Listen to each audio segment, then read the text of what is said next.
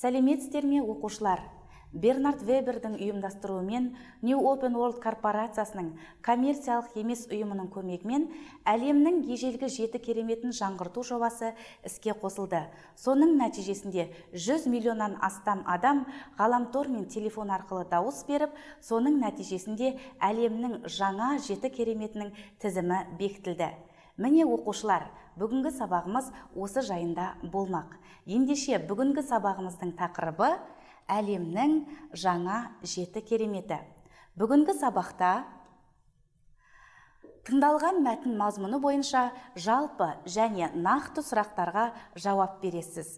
Мәтіндегі ақпаратты шынайы өмірмен байланыстырасыз. Сонымен бірге тақырып бойынша жеке сөздер, бірге, бөлек және дефис арқылы жазылатын сөздерді орфографиялық нормаға сай жазасыздар. Ендеше оқушылар, әлемнің жаңа 7 кереметіне нелер кіреді екен? Мәтінді мұқият тыңдаңыздар. Әлемнің жаңа 7 кереметінің тізімін Ұлы Қытай қорғаны бастайды. Қытайда орналасқан қорғанның ұзындығы 8850 километрден асады. Бұл жер радиусынан да ұзын.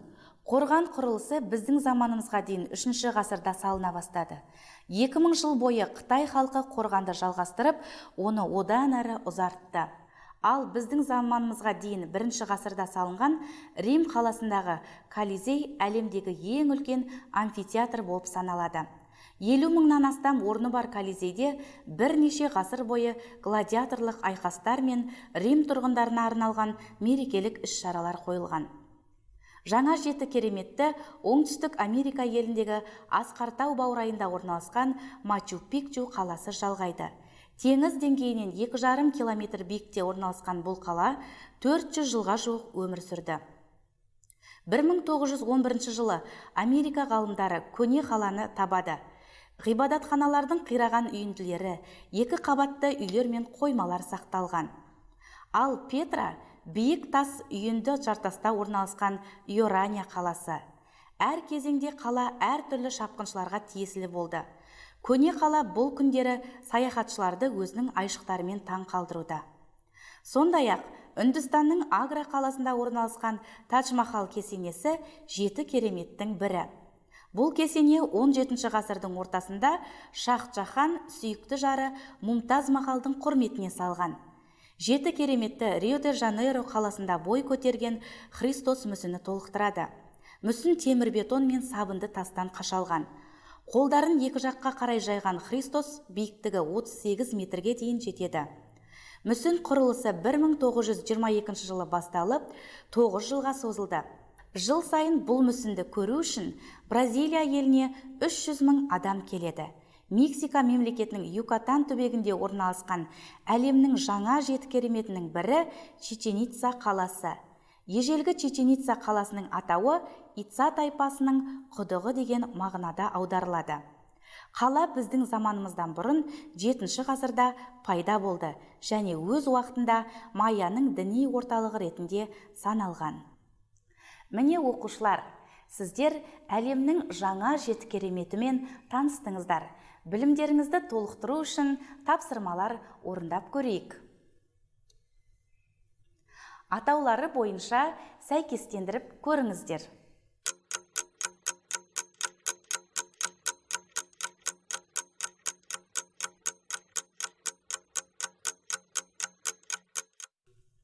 Оқушылар, тапсырманы орындап болсаңыздар, жауап үлгісімен салыстырып көріңіздер.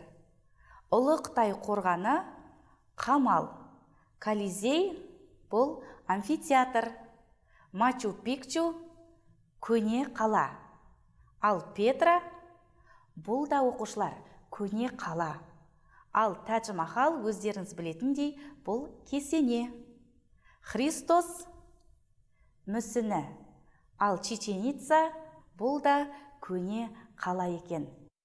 Оқушылар, келесі тапсырма сіздерге қызықты болады деген сенімдемін. Бұл тапсырмада 7 ұяшық берілген. Әрбір ұяшықта сұрақ жасырылған.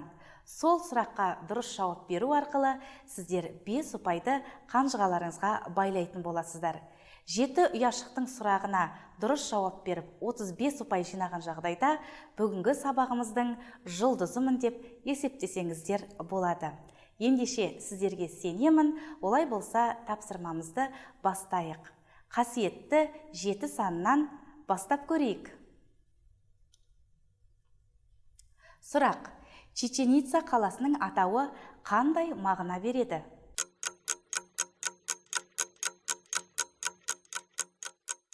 Жауабын бірге көрейік.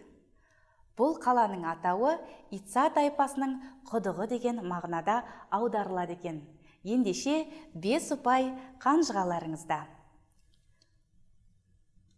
Келесі ұяшық 2-ні таңдайық. 50 мыңнан астам орны бар әлемдегі ең үлкен амфитеатр қай қалада орналасқан және ол қалай аталады?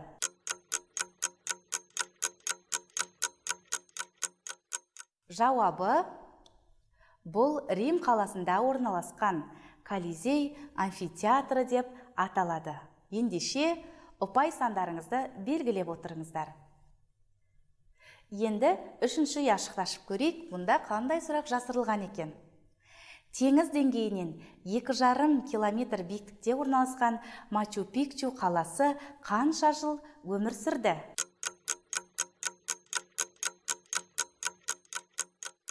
Жауабы: 400 жылға жуық өмір сүрді.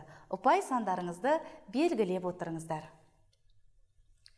Келесі 5-ші ұяшықты ашып көрейік. Бұл ұяшықта мынадай сұрақ жасырылған. Тадж-Махал кесенесі кімге арналып салынған?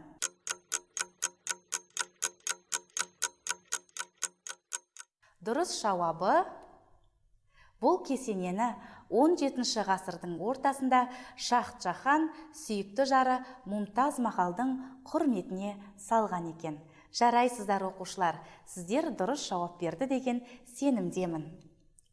Келесі ұяшық 4-ші ұяшықты ашып көрейік. Петра қай елдің қаласы?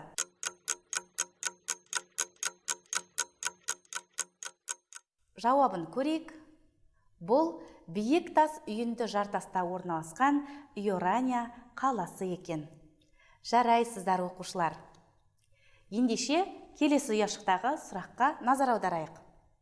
Бұл ұяшықта Христос мүсінінің биіктігі қанша және ол қай жыл салынған?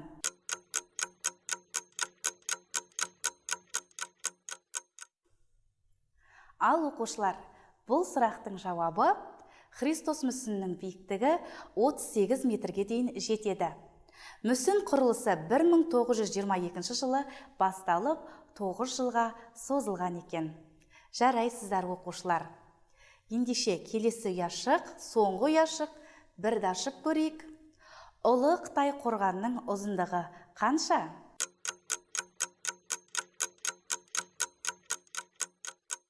Дұрыс жауабы оқушылар: қорғанның ұзындығы 8850 километрден асады екен. Ендеше оқушылар, келесі тапсырмамызды бірге орындап көрейік. Бұл тапсырмада Қазақстанның көрікті жерінің қайсысын әлемнің 7 кереметіне қосар едіңіз? Өз ойыңызды 4 сөйлеммен жазыңыз. Пікір, дәлел, мысал, қорытынды келтіріңіз.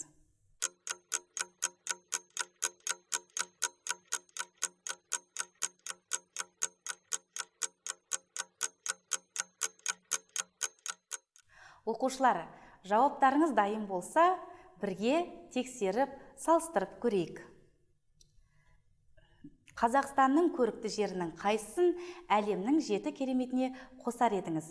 Менің ойымша, әлемнің жаңа 7 кереметіне Маңғыстау өлкесіндегі Шерқала тауын ұсынар едім.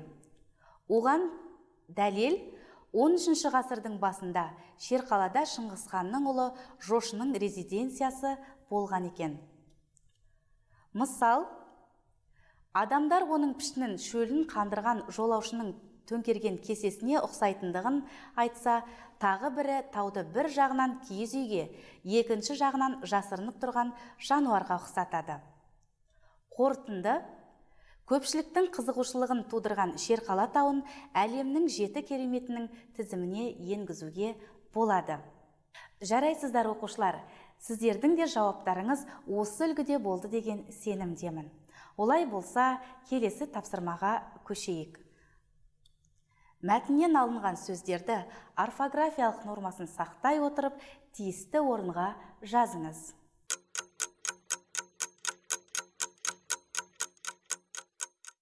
Тапсырманы орындап болсаңыздар, дұрыс жауапты бірге тексеріп көрейік. Жеке жазылатын сөздерге кесене, қорған. Бірге жазылатын сөздерге темір бетон. Бөлек жазылатын сөздер оңтүстік Америка, асқар тау, тас үйінді, Юкатан түбегі, діни орталық сөздері және дефис арқылы жазылатын сөздерге Тәж Махал, Шахт Жахан, Мумтаз Махал, Рио де Жанейро сөздері жатады. Жарайсыздар оқушылар, сіздер тапсырманы дұрыс орындады деген сенімдемін. Олай болса, бүгінгі сабағымызды қорытындылайық. Бүгінгі сабақта әлемнің жаңа 7 кереметі жайлы білдіңіз. Жалпы және нақты сұрақтарға жауап бердіңіз. Жеке жазылатын, бірге, бөлек және дефис арқылы жазылатын сөздерді орфографиялық нормаға сай жаздыңыз. Осымен сабағымыз аяқталды. Келесі сабақта кездескенше сау болыңыздар.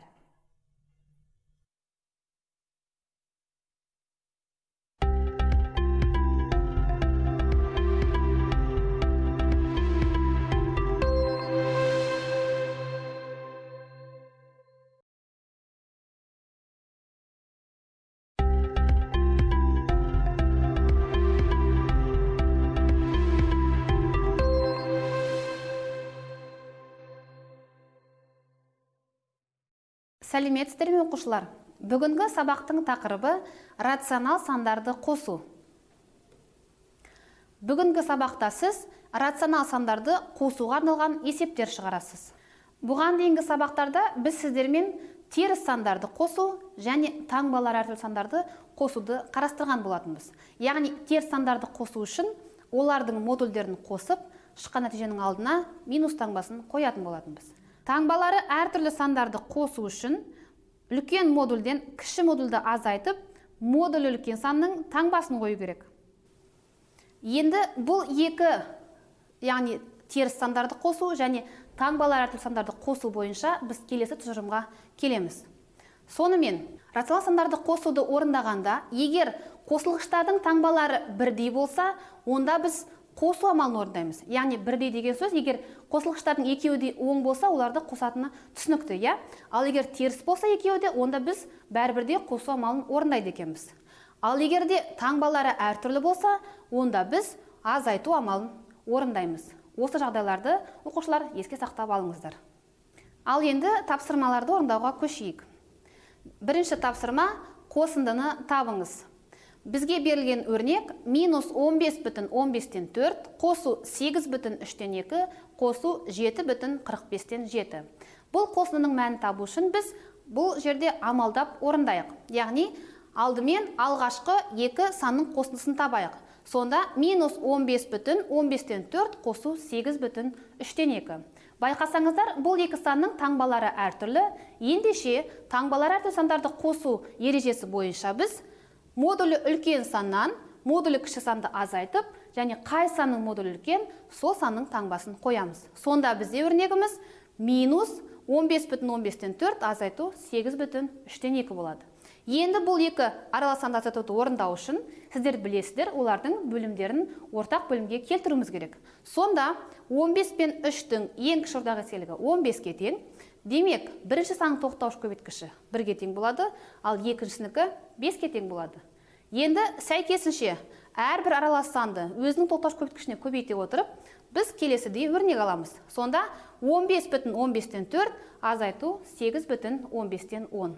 Енді бұл жерде қарасаңыздар, азайғышта тұрған аралас санның алымы бізде келесі аралас санның алымынан кіші екен.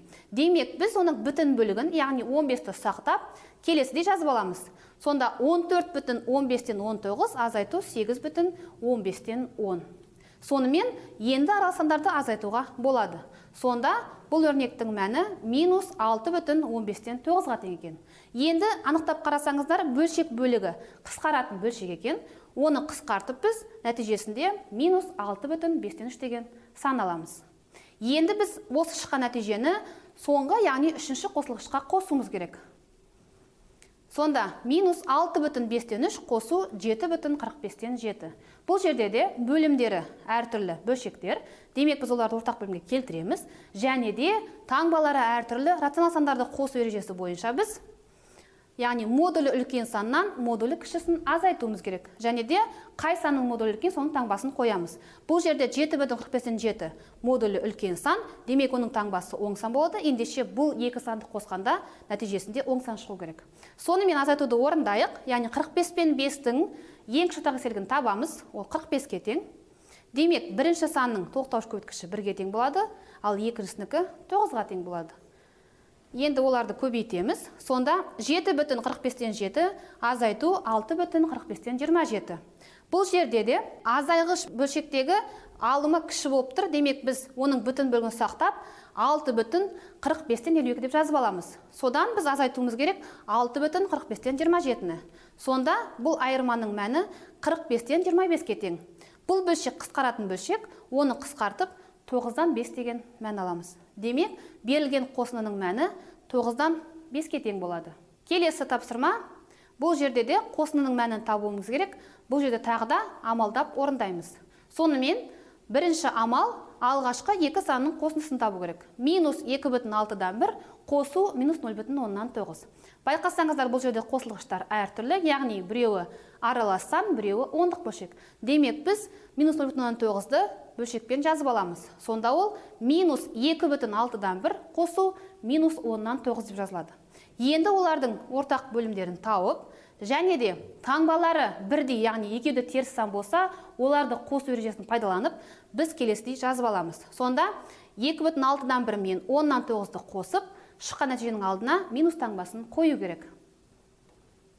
Олардың ортақ бөлімдерін табатын болсақ, 6 мен оның ортақ бөлімі 30 болады. Демек, бірінші аралас санның тоқтауыш көбейткіші 5-ке тең, екіншісінікі 3-ке тең болады. Сәйкесінше, бұл бөлшектердің бөлшек бөлігін сәйкес тоқтауыш көбейткіші көбейте отырып, келесідей сандар аламыз. Сонда 2,30-дан 5 қосу 30-дан 27.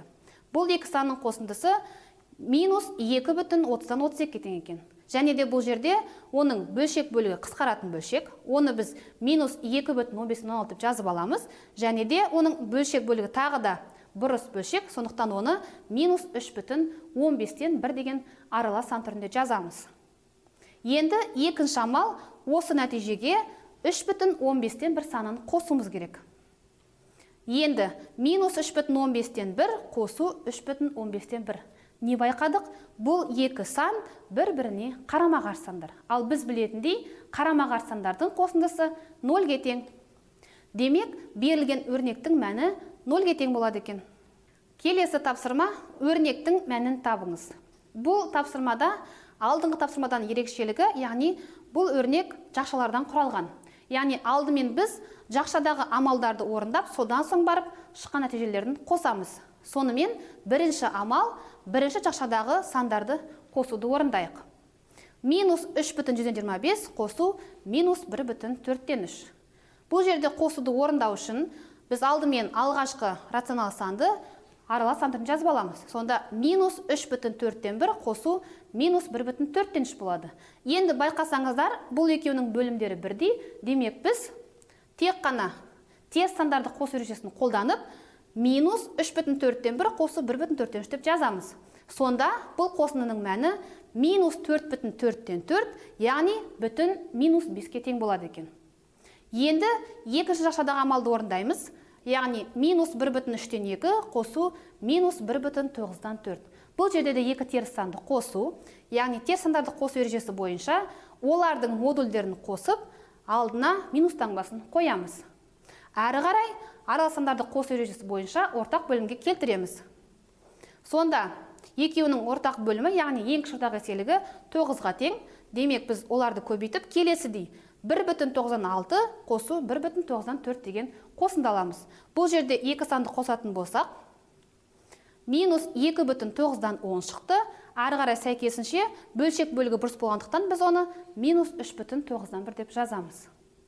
Енді соңғы үшінші амал, екі жақшадан шыққан нәтижелерді қосуымыз керек. Сонда бізде бірінші жақшадан минус 5 шыққан еді, екіншісінен минус 3,9 шықты. Екеуін қосқанда минус 8,9 шығады. Сонымен берілген өрнектің мәні минус 8,9 тең екен. Сонымен келесі тапсырма теңдеуді шешіңіз.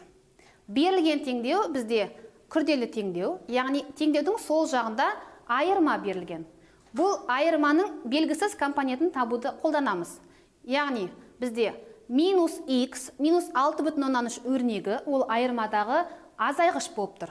Ал минус 3,9 ол азайтқыш. Яғни айырманың белгісіз компоненті, яғни белгісіз азайғышты табу үшін біз айырманың мәніне белгілі азайтқышты қосамыз. Сонда біздің теңдеуіміз минус x, минус 6,3 тең болады 2,8 қосу минус 3,9 болады. Енді бұл теңдеудің оң жағында таңбалар әртүрлі сандарды қосу берілген. Демек біз оны орындаймыз. Сонда теңдеуіміз минус x минус 6,3 тең болады. Яғни таңбалары әртүрлі сандарды қосу ережесі бойынша модулі үлкен саннан модулі кішіні азайтып, алдына минус таңбасын қоюымыз керек. Сонда теңдеуді минус x минус 6,3 тең минус 1,1 түрінде жазамыз. Енді бұл жердегі теңдеу, яғни қарапайым теңдеу, бұл жерде тағы да айырма түрінде берілген, яғни бұл жерде азайғышты минус x-ті табамыз. Сонда минус x тең болу керек, минус 1,1 қосылған 6,3-ке. Тағы да теңдеудің оң жағында таңбалар әртүрлі сандарды қосуды көріп тұрмыз. Ендеше минус x табу үшін 6,3-тің модулінен 1,1-дің модулін азайтамыз. Сонда минус x-тің мәні 5,2-ке тең екен. Енді байқасаңыздар, яғни минус x-тің мәні 5,2-ке тең. Яғни ал бізге табу керек x-ті. Яғни минус x-ке қарама-қарсы сан, ендеше x-тің мәні 5,2-ке қарама-қарсы сан минус 5,2-ке тең болады. Сонымен бұл теңдеудің шешімі минус 5,2. Келесі теңдеу 30 азайту x азайту 12,4 тең минус 4,4. Бұл жерде де теңдеудің сол жағы айырма түрінде берілген. Біздегі өрнек 30 азайту x, ол белгісіз азайғыш болып тұр. Яғни алдындағы теңдеудегідей белгісіз азайғышты табу үшін біз айырманың мәніне азайтқыштың мәнін қосамыз. Сонда теңдеу 30 минус x тең болады минус 4,4 қосу 12,4 түрінде жазылады. Енді бұл жердің оң жағын есептейтін болсақ, яғни 12,4-тен 4,4-ті азайтамыз, сонда теңдеуіміз 30 азайту x тең болады 8-ге деп жазылады. Содан x-ті табу үшін біз, яғни 30-дан 8 азайтамыз, сонда x-тің мәні 22-ке тең екен. Демек, теңдеудің шешімі 22. Осымен оқушылар, бүгінгі сабақта біз сіздермен рационал сандарды қосу ережелерін қайталап, бір қатар тапсырмалар орындадық. Сабағымызды аяқтаймыз. Тыңдағандарыңызға рахмет. Сау болыңыздар.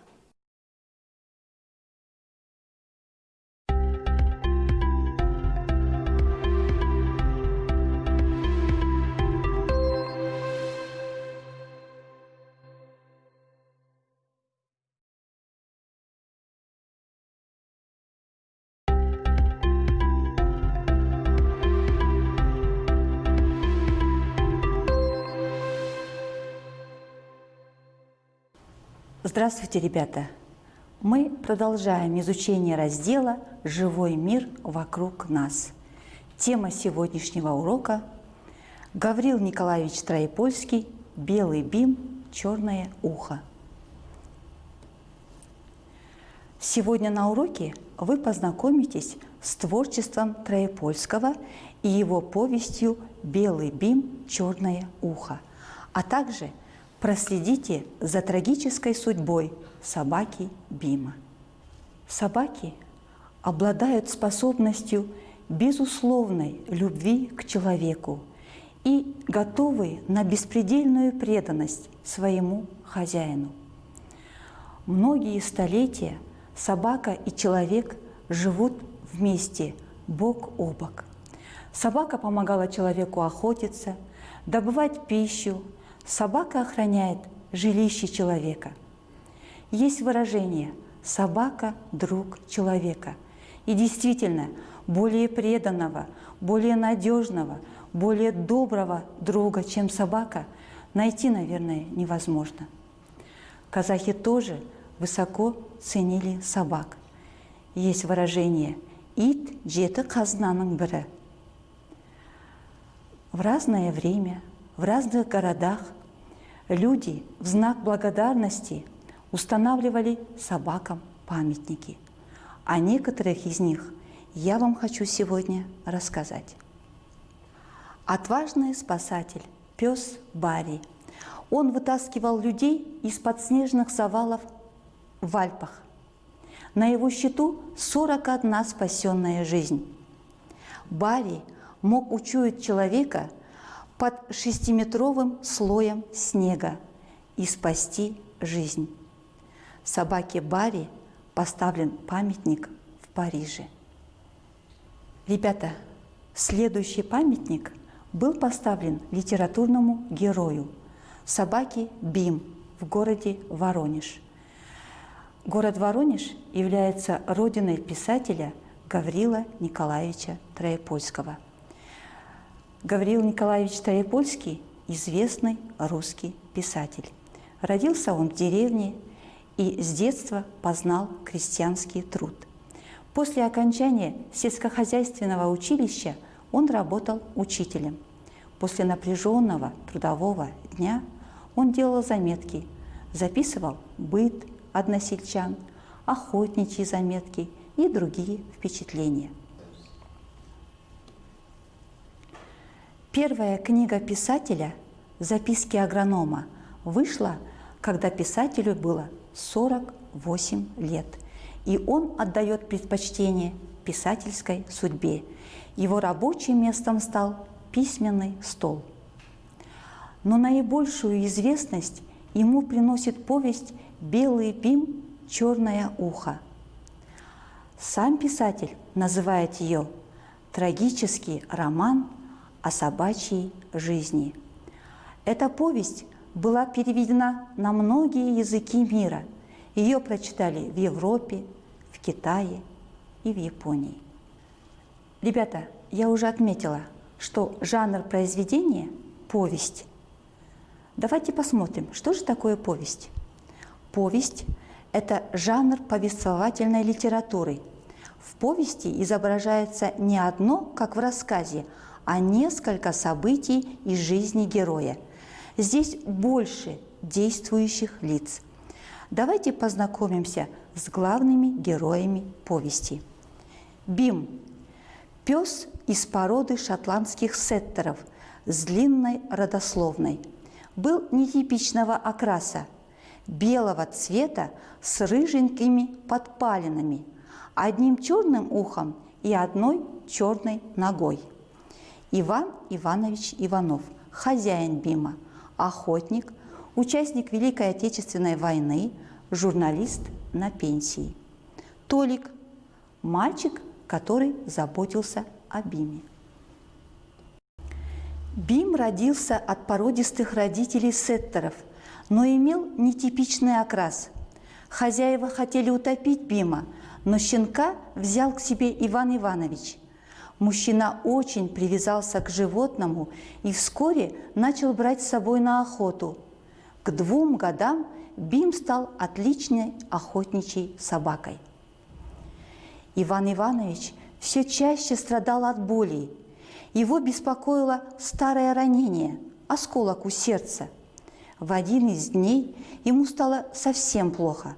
Ивана Ивановича забрали в больницу.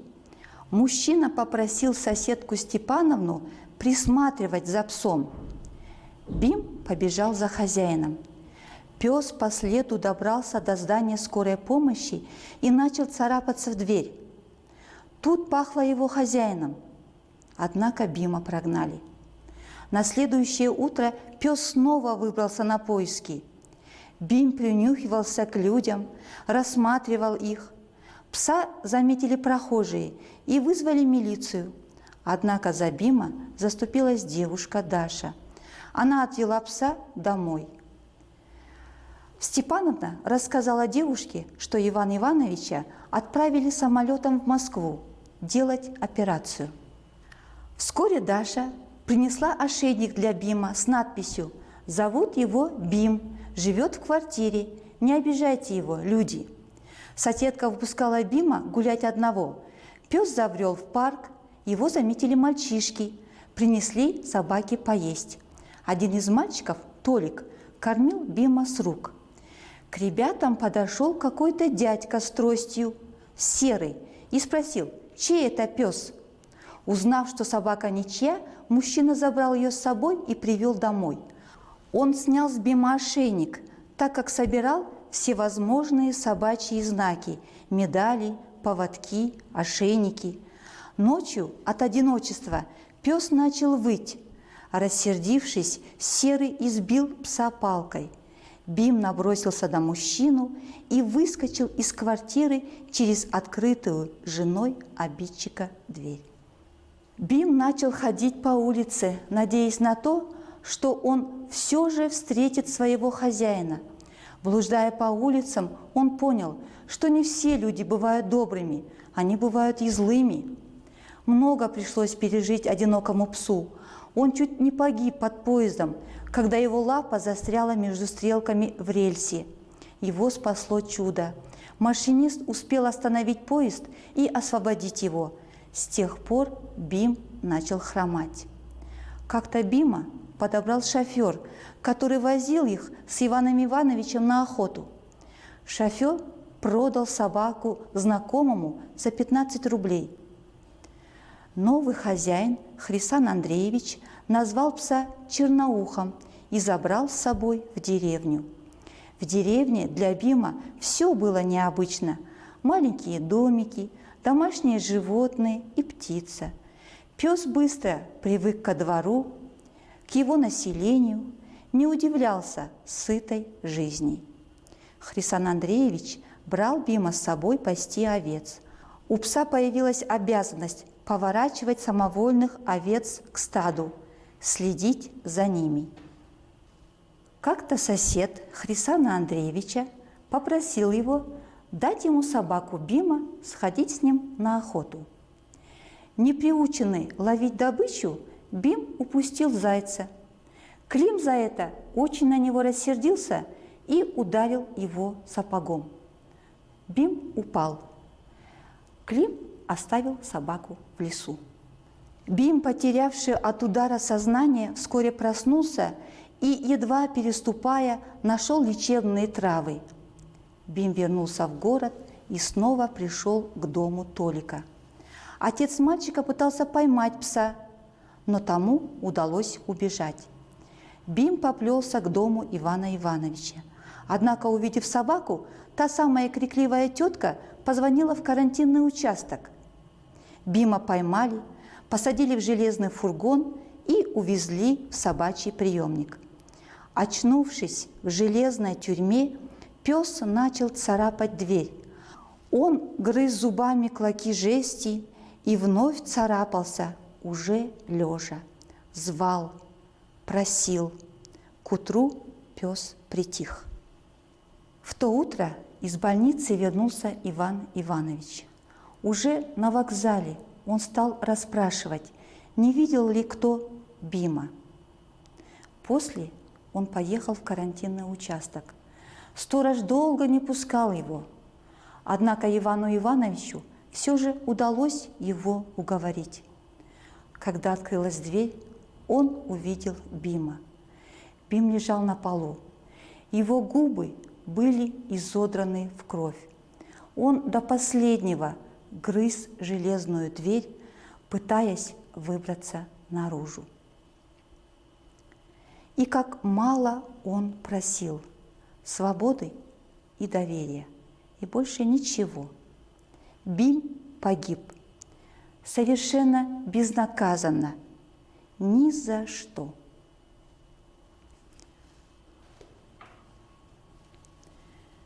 Ребята, вы познакомились с произведением. Я надеюсь, что оно вам понравилось, и вы прочтете его полностью.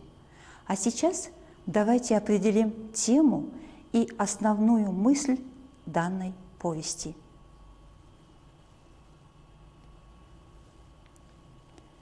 Тема повести – преданность собаки человеку. Основная мысль повести – это большая дружба и хорошее взаимопонимание между человеком и собакой, а также доброта, преданность и человечность. Ребята, пожалуйста, расставьте данные события в хронологическом порядке.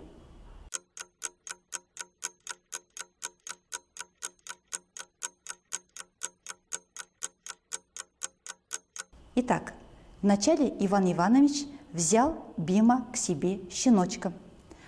Даша заступилась за Бима и отвела его домой.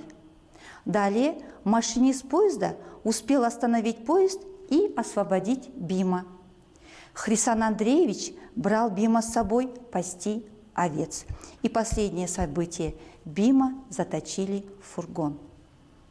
Ребята, сегодня на уроке мы познакомились с творчеством Гаврила Троепольского и с его повестью «Белый Бим, черное ухо». На этом, ребята, наш урок заканчивается. До свидания.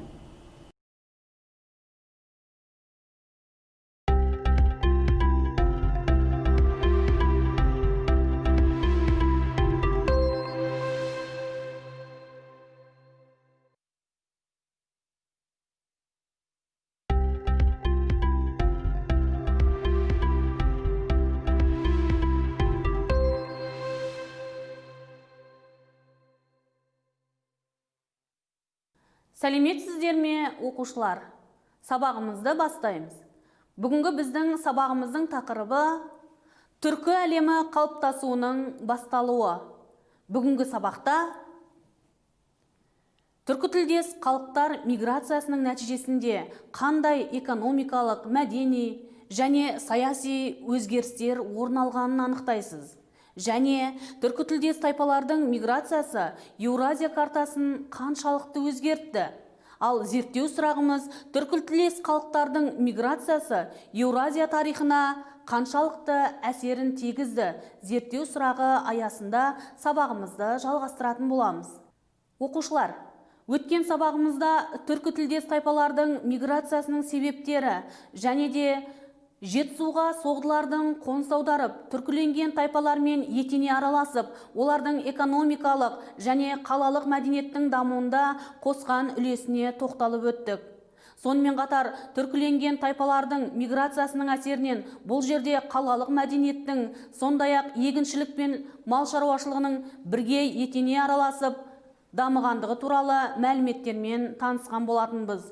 Біз бүгінгі сабағымызда миграцияның қаншалықты этникалық өзгеріске әкелгендігі, сонымен қатар миграцияның мәдени салаға, экономикалық салаға және саяси бойынша қандай өзгерістер әкелгені туралы мәліметтермен танысатын боламыз.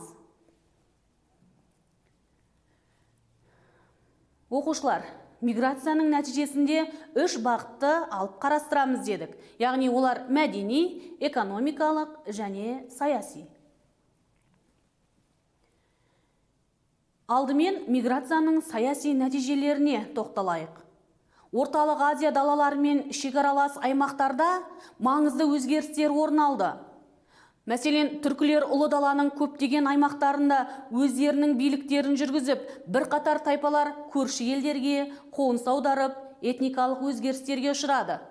Авар, бұлғар, мадиярлар Еуропаның әртүрлі аймақтарына еніп, өз мемлекеттерін құра бастады. Және түріктердің саяси дәстүрлерінің әсерімен еділ бұлғарлары, хазар қағанаттары қалыптасты. Түріктер жужандар мен эфталиттерді талқандап, оларды бір жола тарих сахнасынан жойып жіберді. Түркілер түрік қағанаты атты мемлекеттікті қалыптастырып, тайпалық бірлестіктерді біріктіре отырып, өз мемлекеттігін құрды. Енді миграцияның экономикалық нәтижесіне тоқталатын болсақ, түркілер шығыс пен батыстың керуен жолдарына, яғни жібек, тәтті тағамдар, сәндік бұйымдар, тағы да басқа саудасын бақылауды қолға алды. Византиямен тікелей сауда қатынасын дамытып, бұл жерде жібек саудасы ары қарай ілгерілеп дамыды. Және де сауданың дамуына байланысты қалалар мен қолөнер бұйымдарын жасау, диқаншылық жақсы дами бастады. Транзиттік сауда мен ішкі сауда ақша айналымының дамуына үлкен әсерін тигізіп, экономикалық жағынан алып қарағанда даму үстінде болғандығын көруге болады. Оқушылар, енді миграцияның мәдени нәтижелеріне келсек.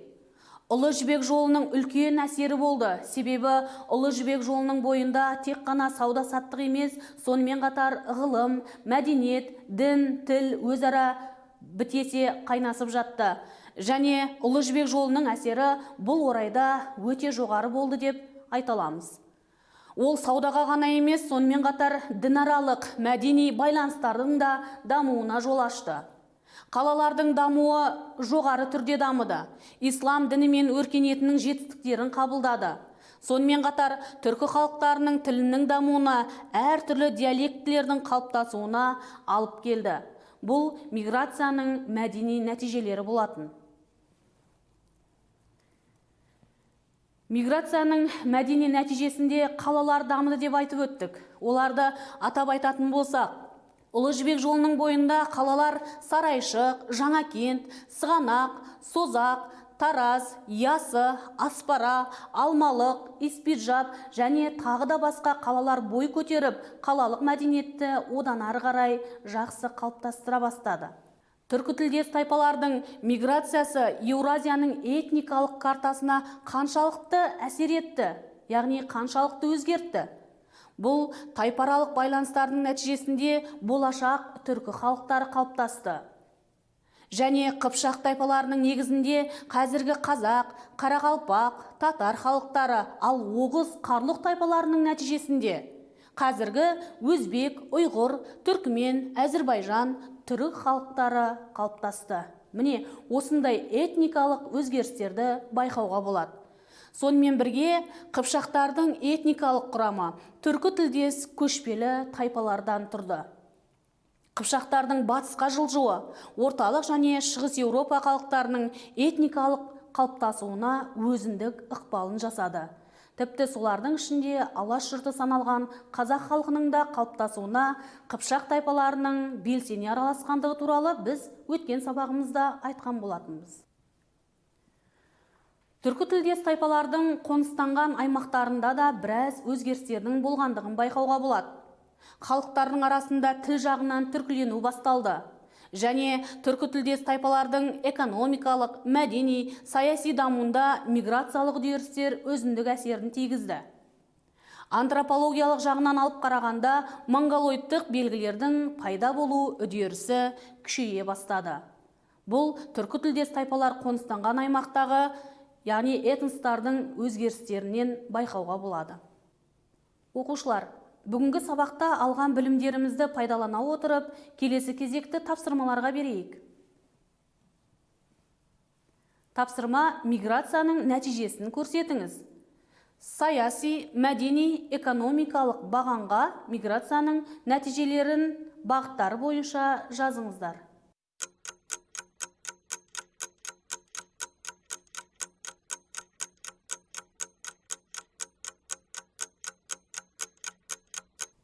Өз жауаптарыңызды белгілеп жазған болсаңыздар, онда дұрыс жауаптарға назар аударыңыздар. Миграцияның саяси нәтижесі түріктер ұлы даланың көптеген аймақтарында өз биліктерін орнатып, ал бірқатар тайпалар көрші елдерге қоныс аударды. Авар, бұлғар, мадиярлар Еуропаның әртүрлі аймақтарына еніп, өз мемлекеттерін құрды. Және түріктердің саяси дәстүрлерінің әсерімен еділ бұлғарлары, хазар қағанаттары қалыптасты. Яғни бұл саяси нәтижесі болатын. Келесі мәдени нәтижесі. Ұлы жібек жолының бойында қалалар пайда болып өркендеді. Түріктер ислам діні мен өркениетінің жетістіктерін қабылдады. Түрік халықтары тілінің дамуында әртүрлі диалектілердің қалыптасуына алып келді. Экономикалық жетістігі бұл батыс пен шығыстың керуен жолдары, жібек, тәтті тағамдар, сәндік бұйымдар тағы да басқа сауданы бақылауды қолға алды. Византиямен тікелей жібек саудасы жүргізілді. Сауданың дамуына байланысты қалалар мен қолөнер бұйымдары, диқаншылық жақсы дамыды. Транзиттік сауда мен ішкі сауда ақша айналымының дамуына өзіндік үлесін қосты. Оқушылар, сіздердің берген жауаптарыңыз сәйкес келді деп ойлаймын. Келесі тапсырмамызға көшеміз. Бұл тапсырмада миграциялық үдерістерден кейін қандай өзгерістер орын алғанын анықтаңыздар.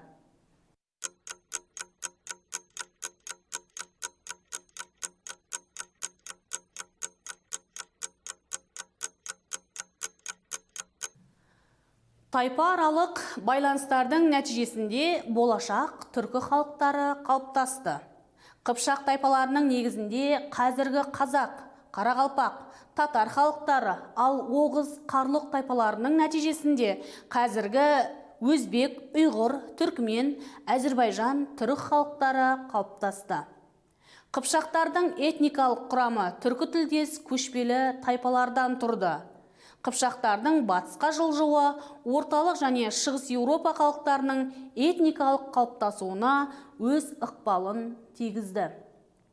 Жарайсыздар оқушылар, сіздердің тапсырмаларыңыз бойынша жауаптар сәйкес келді деп сенемін.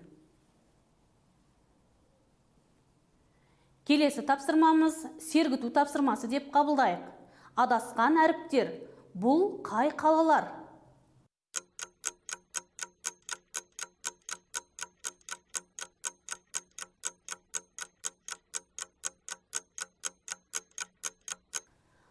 Оқушылар, адасқан әріптерді өз орындарына қойып, бұл қай қала екенін анықтасаңыздар, онда жауабымен тексеріп алыңыздар.